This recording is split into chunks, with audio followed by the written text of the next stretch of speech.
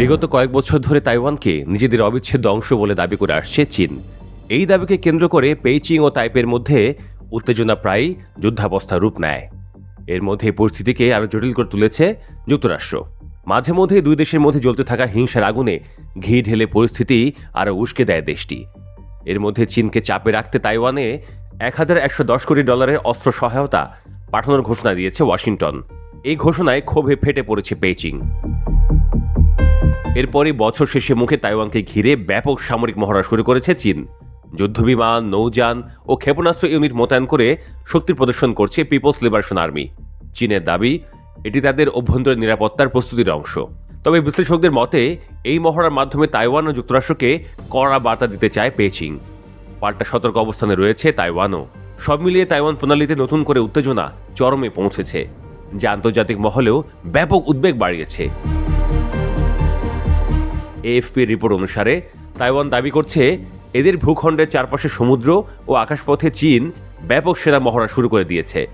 দেশটির প্রতিরক্ষা মন্ত্রণালয়ের প্রকাশিত তথ্যে দেখা গেছে সোমবার 89টি চীনা সামরিক বিমান, 28টি যুদ্ধজাহাজ এবং উপকূলরক্ষী জাহাজ তাইওয়ানের খুব কোল ঘেঁষে চলাচল করেছে। 2024 সালের পর একদিনে তাইওয়ানের আশপাশে এত সামরিক বিমান আর কখনো ওড়ানো হয়নি। এদিকে তাইওয়ানকে ঘিরে চীনের বিশাল সামরিক মহড়ার মধ্যেই কোডনেম জাস্টিস মিশন 2025 ক্রমেই আলোচনায় উঠে আসছে। এর আগে চীনের পিপলস লিবারেশন আর্মির ইস্টার্ন থিয়েটার কমান্ড জানায় তাইওয়ানকে ঘিরে তারা জাস্টিস মিশন 2025 এর আওতায় যুদ্ধবিমান, যুদ্ধজাহাজ, অস্ত্রশস্ত্র, ট্রুপ মোতায়েন করতে চলছে। রয়টার্সের রিপোর্ট বলছে চীন আগে জানিয়েছে যে তাইওয়ানের মূল বন্দর কাওসিউংকে ব্লক করতে মহড়া শুরু করে দেবে। চীনের সেনার ইস্টার্ন থিয়েটার কমান্ড দাবি করছে জাস্টিস মিশন 2025 মূলত তাইওয়ানের স্বাধীনতাকামী বিচ্ছিন্নতাবাদী শক্তি এবং বিদেশি হস্তক্ষেপকারী শক্তির বিরুদ্ধে কঠোর সতর্কবার্তা। এদিকে চীনের বিশাল সামরিক মহড়ার কারণে বেশ সতর্কতা অবলম্বন করছে তাইওয়ান। চীনের মহড়ার কারণে নিজেদের আকাশসীমা এবং বিমান রুট কঠোরভাবে সীমাবদ্ধ রাখার ঘোষণা দিয়েছে দেশটি বিমান চলাচল সম্পর্কিত কর্তৃপক্ষ।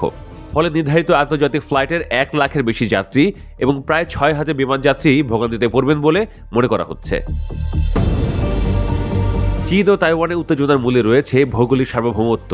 তাইওয়ানকে নিজেদের বিচ্ছিন্ন অংশ মনে করে চীন, অন্যদিকে নিজেকে স্বাধীন রাষ্ট্র দাবি করে তাইওয়ান।